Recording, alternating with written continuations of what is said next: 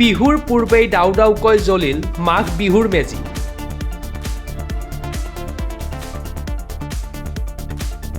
নিশা জ্বলাই দিয়া হ'ল মাঘ বিহুলৈ নিৰ্মাণ কৰা মেজি।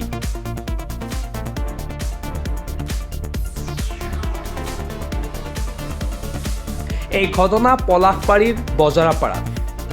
পলাশবাৰী আৰক্ষী চকীৰ অন্তৰ্গত বজৰাপাৰা নৱপুৰত যোৱা নিশা প্ৰায় 12:30 বজাত জ্বলাই দিয়া হয় মাঘ বিহুলৈ নিৰ্মাণ কৰা মেজি। আমাৰ ৰাইজখন হ'ল নৱপুৰ ৰাইজ বজৰাপাৰা। আমি মেজি এটা বনাইছিলোঁ। মেজিটো যোৱা ৰাতি ধৰক 12টা বা 11:50 ইমানত কোনোবা দুষ্কৃতিকাৰীয়ে জ্বলাই দিয়ে। আৰু এই মেজিটো আমি বহুত কষ্ট কৰি, আমাৰ বেছিভাগেই ছিনিয়ৰ চিটিজেন, আমি বহুত কষ্ট কৰি নৰাটো হাটপখলিৰ পৰা আনি এইটো বনাইছিলোঁ। তাৰপিছত ৰাতি মানে এইটো জ্বলাই দিয়াত আমি ৰাইজে বৰ দুখ পাইছোঁ আৰু তেওঁলোকৰ যাতে ভগৱানে ইয়াৰ কিবা এটা শাস্তি দিয়ে এইটো আমি বিচাৰিছোঁ। আৰক্ষীকো জনাইছিলোঁ, ৰাতিয়ে আহিছিল তেওঁলোকো চাই গৈছে। তাৰপিছত অগ্নি নিৰ্বাপক বাহিনী আহি নুমাইছে জুইটো। এতিয়ালৈ তেনেকৈ সন্দেহৰ আওতাত পৰা নাই কোনো। চিন্তাৰ চৰ্চা আমি কৰি আছোঁ, কিন্তু মানে তেনেকৈ সন্দেহ কৰিব পৰা ব্যক্তি আমাৰ নজৰত এতিয়া বৰ্তমানে আহি পৰা নাই। কোনো দুষ্ট চক্ৰই জ্বলাই দিয়ে মেজিটো। এই ঘটনাক লৈ ক্ষোভিত হৈছে বজৰাপাৰা নৱপুৰবাসী ৰাইজ।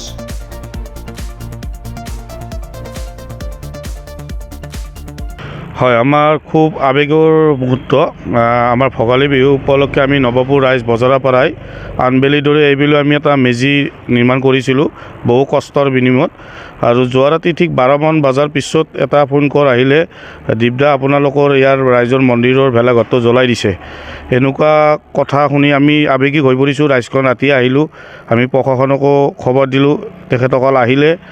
আশা কৰোঁ এনেকুৱা মুহূৰ্ত কোনো অসমৰ কোনো প্ৰান্তত হ'ব নালাগে, যিহেতু এটা আৱেগিকৰ লগত জড়িত হৈ থকা অনুষ্ঠান, যি আমি বিহুক লৈ আমি গৌৰৱ অনুভৱ কৰোঁ। আৰু যোনে কৰিছে তেখেতক ভগৱানে অতি শীঘ্ৰে শাস্তি দিব বুলি আমি ভাবিছোঁ। আৰু আমি দুষ্কৃতিকাৰীক বিচাৰাৰ কাৰণে আমি অনুসন্ধান চলাইছোঁ। আৰু বহু কষ্ট কৰি এই ভেলাঘৰটো আমি নিৰ্মাণ কৰিছিলোঁ। আমি বঢ়িয়াকৈ তিৰবলেদি ঢাকি থৈ দিছিলোঁ, যোনো গৰু ছাগলীয়ে কোনো অনিষ্ট কৰিব নোৱাৰে।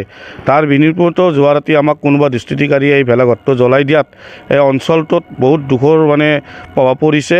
আৰু আশা কৰোঁ ক'তোৱে এই কাণ্ডটো নহওক, যোনে দিছে আমি তাৰ কাৰণে অৰিহণা দিছোঁ। যিহেতুকে বৰ্তমান দক্ষিণ কামৰূপৰ সমগ্ৰ অঞ্চল ইণ্ডাষ্ট্ৰী এলেকাই কাভাৰ কৰি ৰাখিছে, খেতি বাতি নহয়, আপোনালোকে নৰাটো ক'ৰ পৰা আনিছিল? আমি নৰাটো আমি হাটপখলিৰ পৰা আনিছিলোঁ। আমি ৰাইজৰ কিছু যুৱচামে যাই নাৰাটো আনিছিলোঁ। আৰু আমাৰ এজৰখিনি ইয়াত থাকি আমি ভেলাঘৰটো যোৱা ৰবিবাৰে আমি ইয়াত নিৰ্মাণ কৰিছিলোঁ।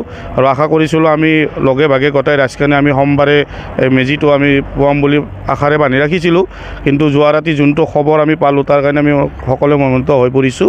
ইয়াৰ আগতে ইয়াত এনেকুৱা ঘটনা মই জনাত ঘটা নাই আপোনাৰ, কিন্তু বেলেগ বেলেগ জেগাত ঘটা বুলি শুনিছোঁ। সেইটো হ'ব নালাগে আৰু অসমৰ ক'তোৱে হ'ব নালাগে।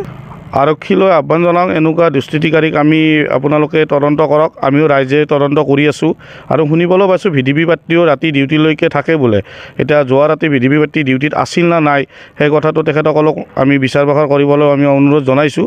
তেখেতসকলে ইতিমধ্যে আমাৰ লগত যোগাযোগ ৰাখিছে সভাপতি সম্পাদকৰ লগত, আৰু আমি তেখেতসকলক এতিয়া অনুৰোধ জনাইছোঁ। Bureau report, Pratah time digital.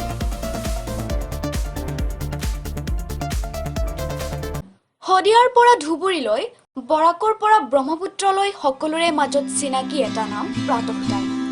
থলুৱা ভাষা, কৃষ্টি আৰু সত্য বাতৰিৰ আধাৰত প্ৰতিষ্ঠিত খবৰ প্ৰাতঃ টাইমৰ প্ৰতিটো বা বাতৰি পুংখানুপুংখভাৱে চাবলৈ Facebook, YouTube, website, Twitter, Instagram আৰু ব্লগাৰ পেজত লাইক আৰু ফ'ল' কৰক।